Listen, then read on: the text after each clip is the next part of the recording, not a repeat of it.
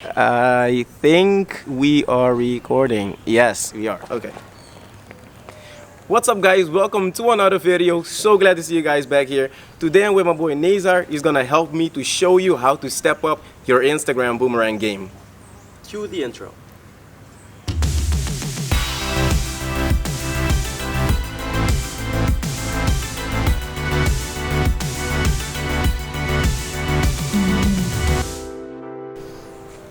Yes, Nazar, how are you feeling today? I'm doing great. How are you?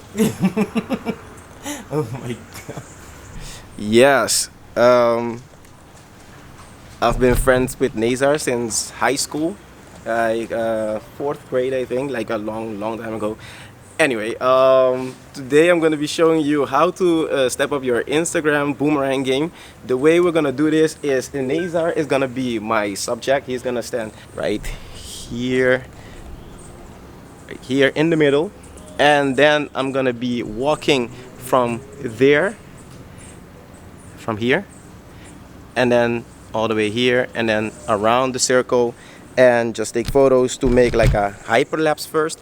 And then when I'm done taking the photos, I'm gonna go jump on the computer to show you how to edit your boomerang. So we're gonna take a lot of photos to make a hyperlapse with it, and then we're gonna boomerang the hyperlapse. I want the boomerang to be at least 2 seconds, or when it moves, when it goes from beginning to the end or to the middle, I want it to be at least 2 seconds, and then when it goes back, I'm gonna reverse it, so that's gonna be 4 seconds. I want it, because I want it to be at least 2 seconds. It could be longer, but because I want it to be at least 2 seconds, it's better lighting. I'm gonna have to take 48 photos, at least 48 photos, because I want it to be a timeline or a sequence of 24 frames per second. So 2 seconds, 24 frames per second is 2 times 24, is 48 frames or pictures in 2 seconds. Right? Right. I want it to be longer, so if it's too long, I can cut it. But if it's too short, I cannot cut it. So it has to be a minimum of 48 pictures. You can decide how long your boomerang is going to be. You can do it 2 seconds long, 3 seconds long. It doesn't matter, but I want my boomerang today to be at least 2 seconds, or from the beginning to the middle, and then when I reverse it, 2 seconds also. Keep in mind, to do this as smooth as possible, you have to keep your subject in the middle and keep your height of your camera, of your subject, at the same height. So when your camera or when the hyperlapse moves, it's not gonna shake too much or go like this too much. So I'm gonna be using my grid, the line that separates the top third from the bottom 2/3 of the screen. I'm gonna keep it on the eye level of Nazar. I have a tripod with me, so it's better to use a tripod. I don't have to worry about, okay, I'm gonna have to adjust. So I'm just gonna take one step forward and then put the camera, take a picture, one step forward, and then I'm gonna do that around the circle in the middle, and should be fun. So yeah, let's get right into it.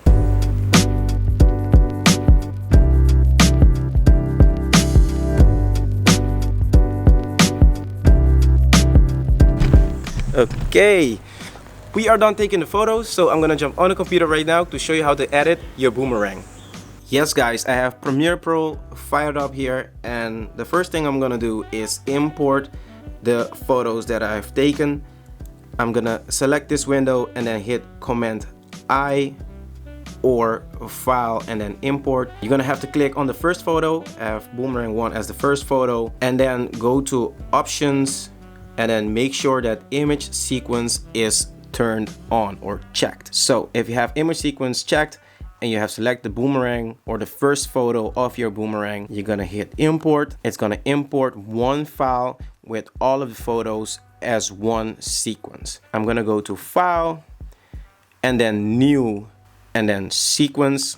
I want to make a boomerang for my Instagram story. I have a costume preset, IG stories settings, to show you which settings you have to put for the IG stories sequence. Select settings. I have editing mode at costume, time base 23.976 frames per second. Frame size is 1080 by 1920, so vertical 9 16. Pixel aspect ratio is square pixel 1.0. Fields, no fields, progressive scan. Display format 23.976 frames per second timecode. Sample rate of the audio 48,000 Hertz and audio sample. Display format audio samples. Preview file format iframe only. MPEG width 608 and height 1080. The rest you can see here. I don't have this one checked. Composite in linear color. I'm gonna call this one Boomerang, the sequence name, and then I'm gonna hit OK. If you want to keep these settings so next time you don't have to put it in manually, you can hit save preset and then it'll save it for you, as I have saved mine as IG stories. So I'm gonna name this sequence name Boomerang, hit OK. So as you can see, the sequence is already in the format of your phone screen 9:16. I'm gonna drag this clip onto the timeline. It's gonna ask me, this clip does not match the sequence settings, change sequence to match the clip settings. I'm gonna say keep existing settings. Then I'm gonna double click to open it here. FX control, I wanna scale it so it fills up the screen nicely. I'm gonna turn on the save margins so I can put Nazar in the middle of my screen. Yes, now he's pretty much in the middle. That's great. This is how I want the IG story to look, or where Nazar has to be in my frame. I'm gonna go at the beginning of the clip and hit I for in, and at the end hit O for out, and then drag it, hit sequence, render into out. Okay, it has finished rendering, so I'm gonna play this clip out to see how it looks. Yes, it looks pretty good already. I'm gonna nest this clip first before I can put a warp stabilizer on it to smooth it out completely. And then I'm gonna go to the effects tab, search for warp stabilizer. I'm gonna drag warp stabilizer onto the nested clip. It's gonna analyze and then smooth out the clip. It has smoothed out the clip. I'm gonna put him at 7%, not too much crop, and I think it's gonna be pretty smooth. The next thing I'm gonna do is turn this into a boomerang. Now to do that, I'm gonna have to adjust the speed from slow to fast, and then fast to slow, and then reverse it so it can go back again. I'm gonna have to nest this clip first because you cannot adjust speed and put warp stabilizer on the same clip. So I'm gonna have to nest this clip and then I can adjust the speed. Right click on that nested sequence, scroll all the way down to show clip keyframes, and then select time remapping and then select speed. Make your clip bigger so you can see this button of add and remove keyframing. Click on there, drag one of these arrows forward, click on the line after the last arrow and then drag it up till you see 1000%. Click on the arrow again, the first one or the last one, it doesn't matter, and then click on this button right here. Try to drag it to make like an S curve. I'm gonna go to the end of the clip right before it starts to move back, and then I'm gonna add a keyframe again, and then click on the line on the right of the arrows and then drag it down to 100%.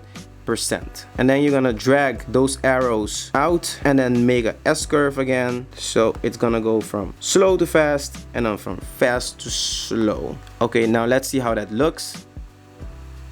It plays out too quick, so I'm gonna drag this line between these two arrows. I'm gonna drag it down to 400%. Okay, let's see how 400% looks like.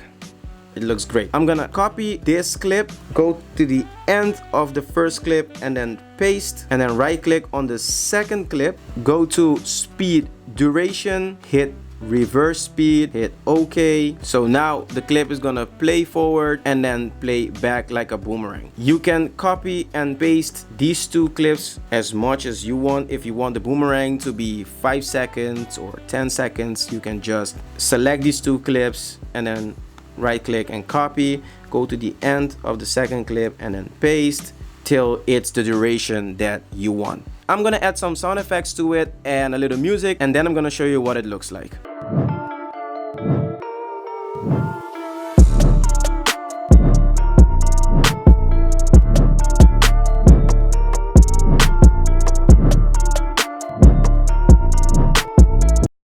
That's it, guys. I hope you enjoyed this video, and if you did, don't forget to Like and subscribe. follow me on Instagram, Facebook, and Twitter. Those are in the description, and I'll see you guys next week in the next Tutorial Tuesday. Bye, Bye, guys. That was good.